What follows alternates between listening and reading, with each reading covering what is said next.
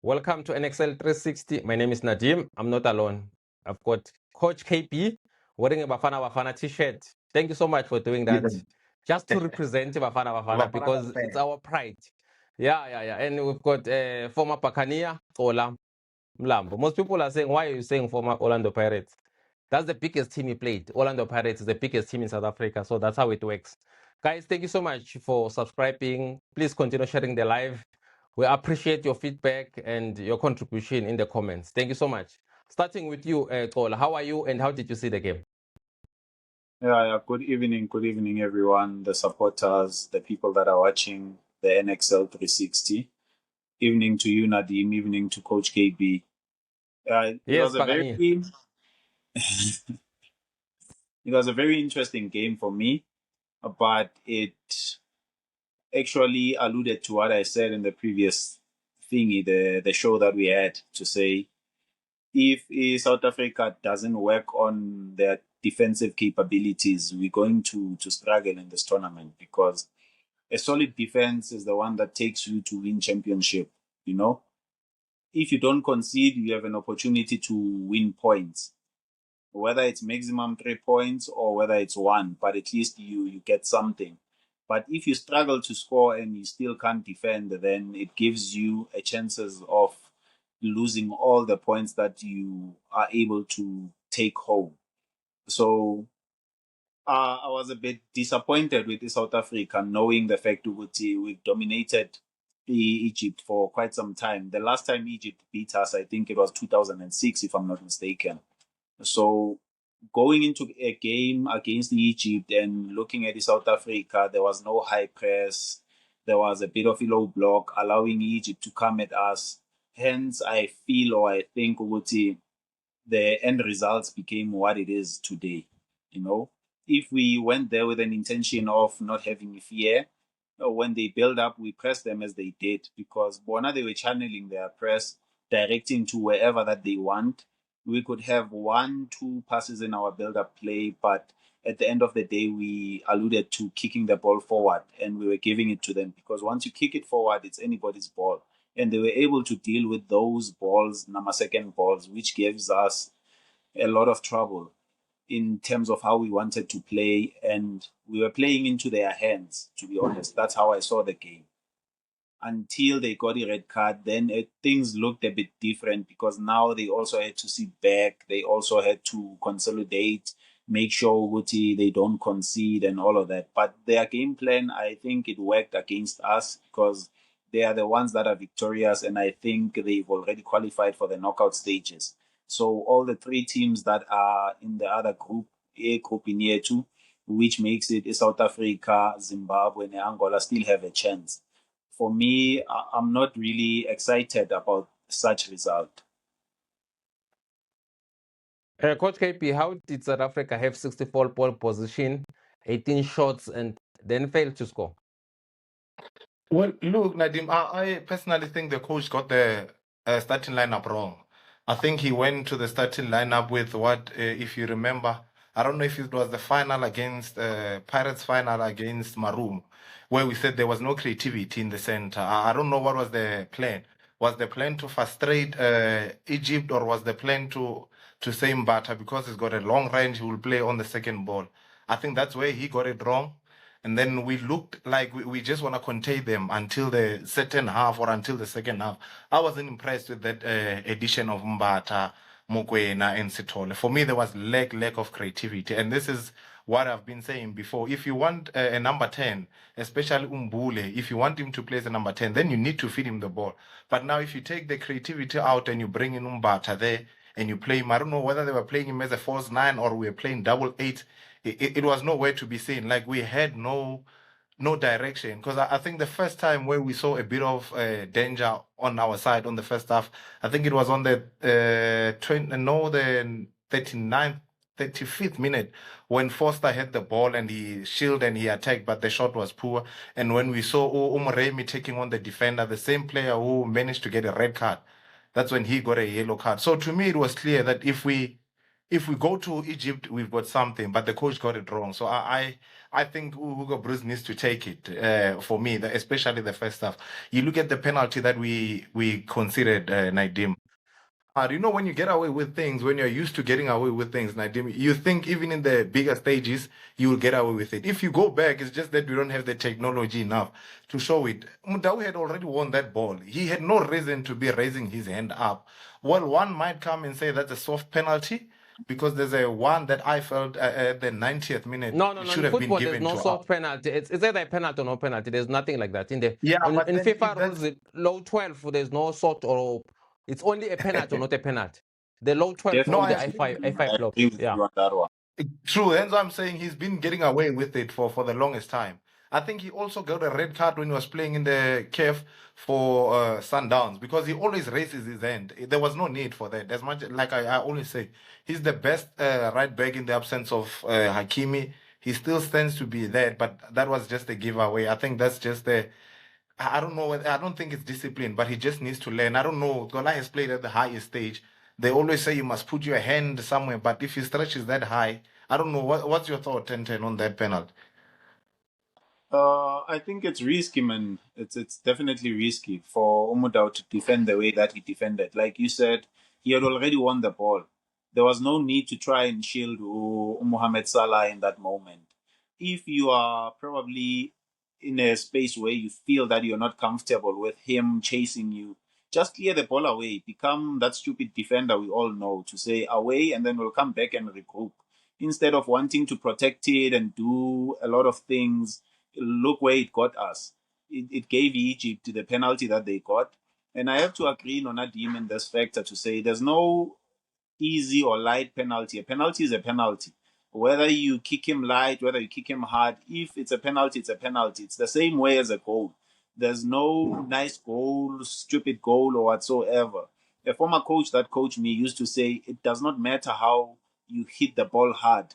If it goes in the net, it's a goal. It won't count as two goals, whether you hit the top corner, whether you hit.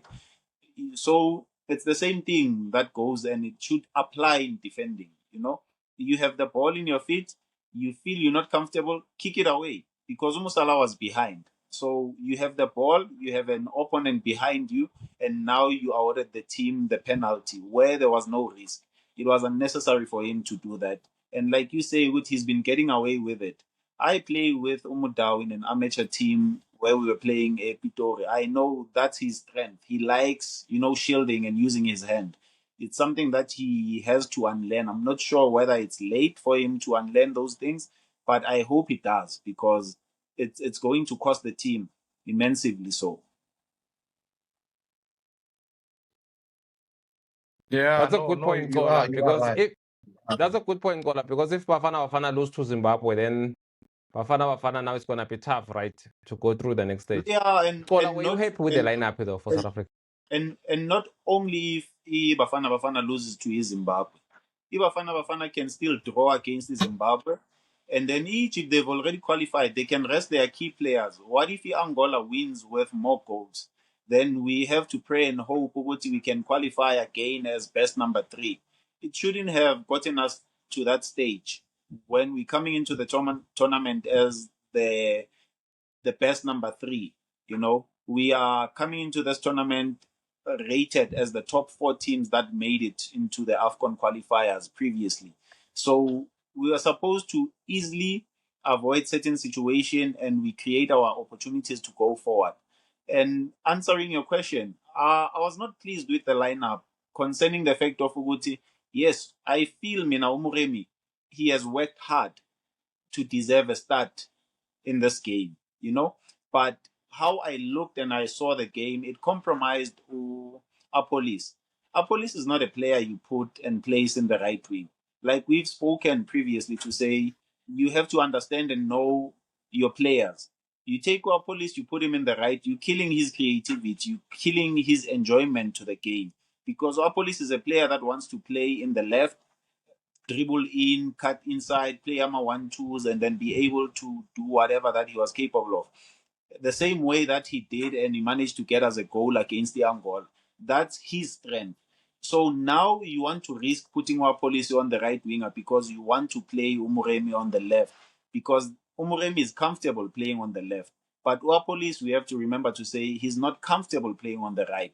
He's not the player that we know him to be when he's playing from the left, cutting inside, playing the 1-2s, taking players on.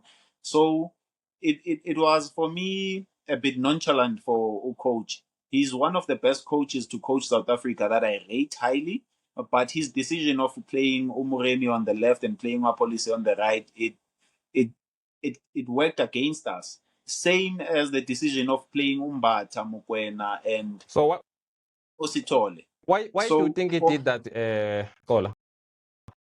I wish I have an answer to No, Kola. say I Why know do you think why. the coach started Moremi?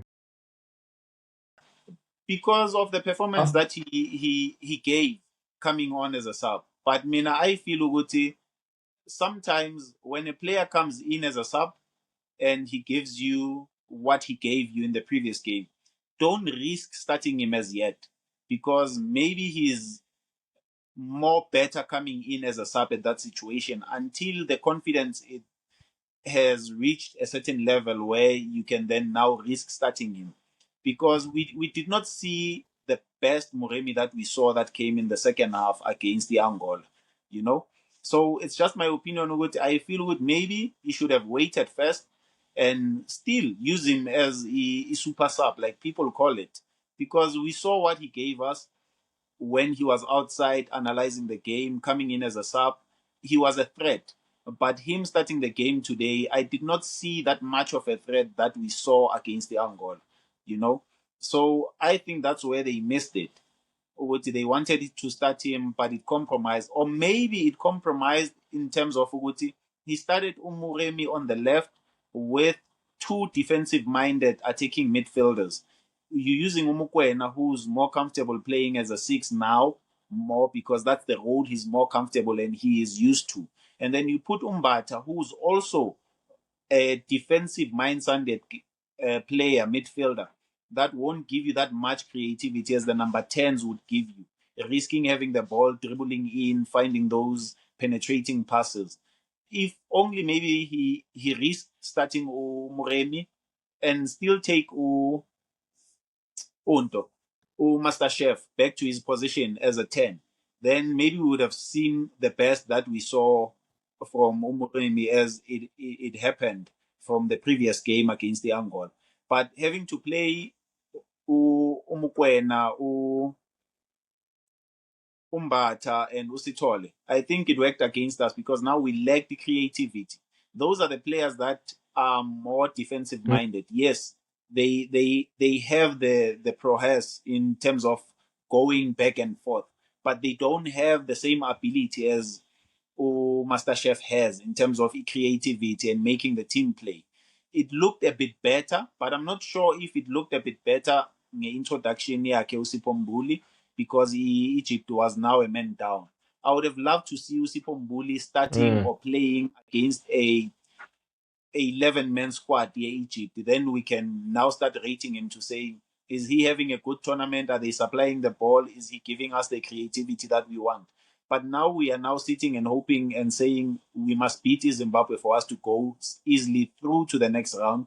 Or if we draw against Zimbabwe, now we have to hope that Egypt, they either draw against the Angola or they either beat Angola so that we can go through. Because if Angola does beat Egypt, because now Egypt does not have the same pressure that we have, they can rest their key players and try and rotate the squad because they already qualified for the next round.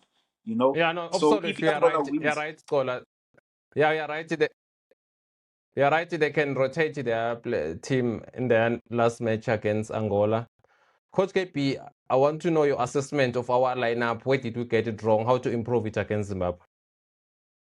So what you look at both teams, Nadim, both coaches came with the two changes as compared to their first game, and I think both changes came in the middle field, where I think where what Egypt did, if you looked at it, I think on the 24th minute, I saw there's a time where the camera just moved up and then it was showing clearly. I always say, in most cases, for you, Nadim, to realize or to be able to pick up the formation of the team is when they're in defense. What they did is they pushed off their fullbacks even when they are marking. They used one of their CDM to drop into the middle in between the two center backs. So for me, Egypt was pressing us with 5-3-2. They were allowing our center backs to have the ball, but not much on the full side, on the Mudawi and Mudiva side, which I think it worked against us. Hence why we were unable to get hold of, or we were unable to get our attackers on the ball in the first half. And then they've got this young, I don't know if he's young or this short guy called Zizo in the center. He was just running all over for me. I think he was the difference in the middle field. He was doing so much dirty work.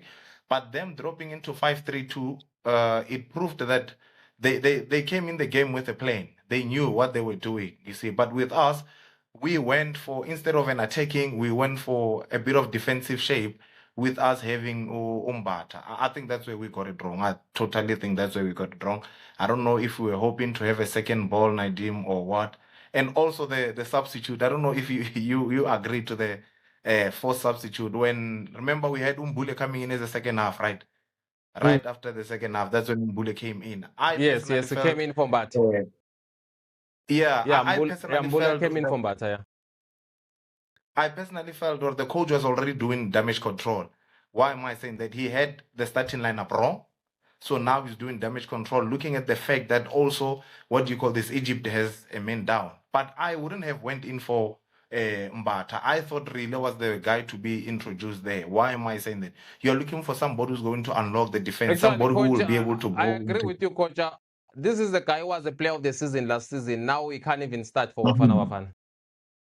Yeah, you see, I thought he was going to come in, and also he was going to be able to interchange with Moremi and Appollis. You see, the speed between those three, the interchange was going to work out perfect. And also, you know, I've said this, Nadim, before. If you want to see the best of Moremi will always be good at the left side. Hence why when he came in against Angola, if you look at him, he even assisted a goal from the left side. The moment you take him on the right side, you're asking him to cut in. You don't get much from him. It's like you're limiting him. And him coming in and you are forcing Appollis to go on the right. So now I feel we are two players short because when Moremi is on the right, he doesn't give us much. And then when you want Appollis to move on the right, he doesn't give us much. I felt the coach got it wrong there. And for me, almost all his substitute, Nadim, were damage control. Firstly, he got the first sub wrong when he introduced Mbule. And then we saw him going and going. He brought in Urile. He took off Appollis. And then I'm like, how are you taking off Appollis? You see, already, because he cannot take Mbule off. Because what I've realized, I don't know if you've picked it up, Egypt always aggressively pressed Mbule. Always. They were always on him. And So I think he won 2 fouls for us. You feel like he should have taken Mbule off? He shouldn't have started with Mbule coming on the second half to start with. Hence, I'm saying all his subs were sort of damage control. You bring Relay in, you allow Relay, Appollis, Moremi. I see what you mean. See, if it's not working, if it's not working, then you can take whether Appollis or Moremi off, and then you bring Mbuli in. But now you see him, he brings a Relay in, he takes off Appollis. For me, Appollis is one of the best players we have in the national team. He leaves Moremi in. He's already looking, you know, this thing of Nadim saying you have worked hard. Now we applaud you by giving you starting a lineup. It didn't work out for us today. On Moremi, it didn't work out at all, you see. And then when he brought in Umukwana as well for Moremi, already he's trying to do damage control because the subs that he made did not work. I think the only sub that I will give it to him and say, well, coach, I think you got that one right, is when he brought off Usitole for Mwanase Mahopa. Yeah. Yeah, that's and when Mahopa he had that chance with the header, Mahopa. You see, that's the only sub I think he got it right. But all these other ones, I think they were damage control. I mean, Mbule coming in as a sub firstly, you remaining with Appollis and Moremi. And now you want to bring in Uril. Mbule did not give us much. I love MasterChef, but today he didn't give us much. Now you can't take him off because it's already in. You sacrificed Appollis because you are looking at what Moremi did against Angola. It's still not working. You bring Moremi off, you bring Mukwana in, whom for me didn't give us much. So I think the coach got his subs wrong. He almost got lucky with Mahopa coming in. And I think there was a penalty where we should have been given that penalty. But hey, the referee went, he saw, and he decided it's not a penalty. So I personally feel the coach... I had someone saying you went there when he approached VAR, they told you, the referee, that the bank notification has been cleared. Yeah, you see, we were robbed. I felt that was a penalty. So I think the coach got it wrong altogether, man. And I need to say this, man. I'm impressed with Foster. I think Foster today proved why he plays in the EPL. He can hold the ball, his composure. I don't know if you saw the chance where Obrimudiva almost scored, where Foster just held two defenders back heel, and then we almost scored. I think he proved to us why he's playing in the EPL. So going forward, I hope Hugo Bruce doesn't give respect to any team. And now it makes sense why Salah has not won this African Cup with Egypt. I don't think he's as dangerous as we think he is when he's playing at Egypt. Kola, we saw. What's your take on the penalties? Very important. The one for South Africa. Do you think we are robbed, as Coach KP is saying? Yeah, it's very controversial, Nadim. You know, these rules, they can be complicated and they can mislead people in all the directions that we can look at it. Because one would say you cannot tackle and have your hands closer to your chest. It's a natural position act for a defender to tackle and have their hand on the ground. And in that shot that was taken, there was no threat. So I don't want to say it was a penalty because it was not given as a penalty. If it was given as a penalty, I would say kudos, then it is a No, penalty. I'm asking you, But do you think because Bafana were robbed, or it was a natural position, it was not a penalty? I don't think Bafana was robbed. And simply because of how the hand was, you know, So when you don't you think there go was a in brown to block. envelope at all? No, I don't think so. Honestly, I don't. It's just my Okay. opinion as an individual and how I assess the situation. Yeah. I don't think the ball was no threat to the goalkeeper whatsoever, or it was not even looking like it was a pass. It was a mistaken shot. Unfortunately, the player has taken the tackle to try and block with the hand remaining behind, but the hand was already on the ground. So hence, I think when Yeah, the and referee then the went rule there, and it's very clear. They are saying if the rule is the hand is on the ground, it's a natural position. It's not a penalty. yeah, definitely. So hence, I'm saying I don't think it was a penalty in my opinion. Are You you know, listening, Coach and KP? that's why. I'm Sorry, listening. sorry, Coach KB. That's why I think it was blown as a foul first outside the box. But when the referee went back to the VAR machine, he then gave it. He then gave the ball to Egypt simply because he realized what happened there. Coach KP, after the caller's explanation, do you still feel Bafana were robbed? At the end of the day, if you look at the T-shirt that I'm wearing, there are some decisions that I will think we deserved them because for Yeah, me, but like I I'm saying, think I think besides No, Uber no, no, by sorry, no. Coach I'm KB. not asking you as a Bafana supporter, as a football coach. no, Yeah, we Do you should think never that be was a? biased I, because You we're I South would understand the laws of African. the We have game. to Do you be think that was a factual. penalty? according Understanding to the the rules of laws, the they're game, you saying must they're on be. the. Yeah, continue. I'm saying No, no, do no, not continue. I say analyze the according to situation the laws based of the on game. being biased as a South African. You know, analyze it as a coach who reads and Yes. understands the rule Yes. book.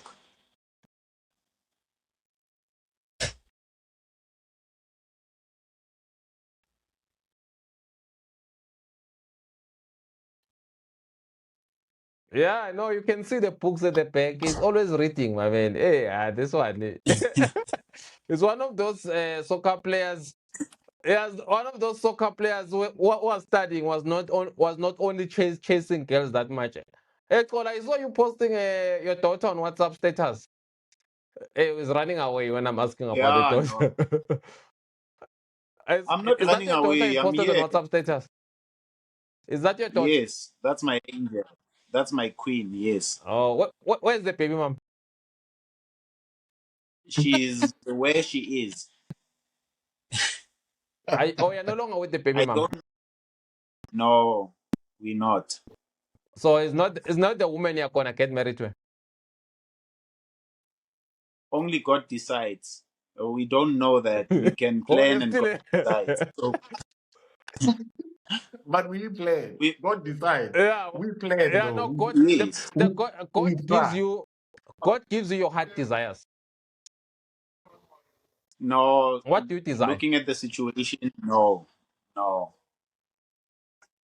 Okay, guys. I don't think so. Yeah, thank you so much for your opinion, guys. My opinion is that Bafana, I was not impressed with how they started. They started as if they feared Egypt, and they paid a price for that because I saw Egypt creating many chances. I didn't see Bafana. The coach in the press conference, he said, we're not scared of Salah. But when the game started, there was that little bit of respect that I saw Bafana gave to Egypt. Hence Egypt, they just kept on creating chances and all those kind of things. It was like Bafana. In their mind, they were aware that they were playing against players like Omama Hamouche from Manchester City, Mohamed Salah, and Trezeguet from Ali. It's like they were aware that now they were playing the Egyptian Giants, the team that have won the most Africa Cup of Nations, which is 7 times.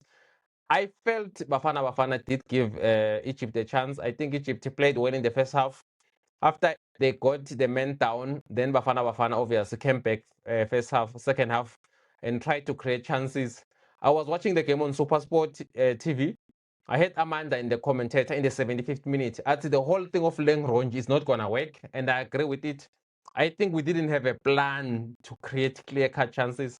I don't know where it takes Bafana, because now they're going to play Zimbabwe. As Kola said in the previous episode, Zimbabwe are also not an easy side that we think we can just beat. It's not given that we can beat Zimbabwe. Remember, in Durban, Bafana needed to qualify for World Cup to beat Zimbabwe. They failed to beat Zimbabwe. So it's going to be an interesting game, guys. I agree with you, Coach KP. The coach, I think he got it wrong with the team selection. I honestly think it should have been much better. For me, it's not like what he has been saying. He's been saying all the right things in the press conference. But when the game started, I felt it was now different. So, guys, where to now going forward for Bafana? Do we beat Zimbabwe and qualify and go to the last 16 and become number 2? And then number 2, that means we're facing Morocco. I'm interested in knowing your opinion, guys, before we wrap. Starting with you, Coach KP. Well, look, man, I think we didn't come here to worry about qualifying. That's all that we should take away. For me, this game, like I said, the coach was just doing damage control from the first lineup. But the second half belonged to us. It's just unfortunate we didn't hit the back of the net. We need to be clear. Yes, first half, I think one would have said, had we scored, yeah, Coach yes, KB, for me, I think it's difficult for us to say the second half belonged to us because Egypt had one man down. We couldn't dominate Egypt with equal numbers on the field, man. So for me, I don't. But remember 10-10 for a team to get a red card, it means there's something that we had to do. So we applied enough pressure for them to get a red card. There's something that the former Real Madrid coach said. He said defending is part of the game. So we can also give Egypt that they defended. They know that they've got a goal. They didn't need to expose themselves. They sit back and it works for them, right? Yeah, true. And there's a guy who once said by the name of Agent. I'm sure you know him. We always speak about the beauty of defense. So yes, and thank you so much to Agent. He's always contributing to our TikTok account there. Yeah. So yes, there was a beauty in their defense, but I feel South Africa's second half, man, we went for it. It's just that it didn't happen. So that we will give it to him. Remember, we can't say Egypt was weak because they had 10 men, Nadim. The reason why they had 10 men is because we attacked them. Look at the first yellow card of the same defender. He got a yellow card because he was not because we attacked them. That guy is from Egypt. Was not wise to commit that foul. It's not like that was not a danger position. That foul, I mean, Mukwena had no danger. Like Mukwena was not possessing any danger against Egypt. He was facing our own goal. You know, it was a reaction and it was a mistake. No, I disagree. But in closing, like you're saying, I think we didn't go to AFCON in a hope or wishing to qualify. We will qualify to the next round. It was just a matter of, Nadim, are we finishing as a second place or as a first place? Which, when you asked me, I said, no, Egypt will finish first. Which it looks like it. I'll give it to you. Egypt will finish first. We will finish second. I don't care how Zimbabwe gave us an issue. If you looked at their game, the goal they considered, Arubi conceding on their first pole. Yes, it was a great goal by Angola. And also, Knowledge Musona proved that class is permanent. I mean, you need to give it to him. That first touch and the finishing. But I'll tell you now, Egypt, South Africa, Angola or Zimbabwe, they will sort them out. So the group on Group B is going to be Egypt, and then it's going to be us. We're going through as second place, not as a third best. second place. And then when you go through, we're facing Morocco, right? No, I don't think so. Even if it's Morocco, bring them on. The only team that I personally am scared of is that Senegal team. Morocco, I'm not scared. I've watched them play. I don't think they will cause issues for us. Bring them on. The only team I'm scared of is that Senegal. That's the one that is putting me on my toes. But the rest are even Cameroon here and there. But Morocco, you can bring them on. Yeah, but even And lots the of South same Africans, Egypt that we are not they were not scared scared of Egypt, and Egypt just defeated us. It does not Yeah. matter whether we're not It's scared not or what. about The coach got fear. it wrong Sometimes and it's he not will even fix it. about fear, Coach KB. It's about reality, man. You know, looking at how South Africa started playing and looking at the second game, it says to us, I don't feel that we are as confident as we were in the previous AFCON and the qualifiers, World Cup qualifiers. There's something that is missing for me, which is that confidence that we possesses, you know. So if we had the same confidence going against Egypt, we would see where we are headed at. But in this present moment, I don't see that confidence as yet. Yes, chances are I'm not going to say we are going to qualify as number 2, but I'm saying chances are we have a higher possibility because we are still second in the group and we can qualify second. Sorry. No. I'm disappointed. You know, I Guys, don't like say you are not going to say we are qualifying. You are gonna say we have chances. Yeah, We we are have qualifying chances. second We best. we have a chance of qualifying as a second best in our group. It's not guaranteed as yet. We have to work for that no, it's not qualification guaranteed. because If anything is Zimbabwe beats South possible in Africa, what's going to football. happen? If There's no way Zimbabwe South will be Africa number 2. finishing second. No, No, I'm saying it's Egypt and us. if Zimbabwe You know what beats I South like? Africa, You know what I Zimbabwe will be like? number 2. Even in the previous, yeah, even in the previous episode that we had, you said there's no way Egypt is going to beat us, and look where we are now. So it shows that Guys, there's no we lost to therefore in Egypt, football. but Zimbabwe's coming is not gonna get a point from us. It's the Egypt and us. You can close it, Nadim. Okay, guys, there's I love something your that before you confidence. close, guys, you're talking about the confidence. Remember in that game against Algeria after the AFCON, where was the moment of brilliance coming from? Mshish. Against Namibia, where was the moment of brilliance coming from? I think we needed a player like Mshish who's going to come with a moment of brilliance. I think the coach's selection of players with the huge experience, taking Campbell and Smith, is now taking its toll. It's actually working against Bafana. Sometimes you need to go with your fully experienced players who's just gonna creative players. We've got Mahopa, yes, we've got Foster, but who's supplying them? I mean, I think that's where we needed.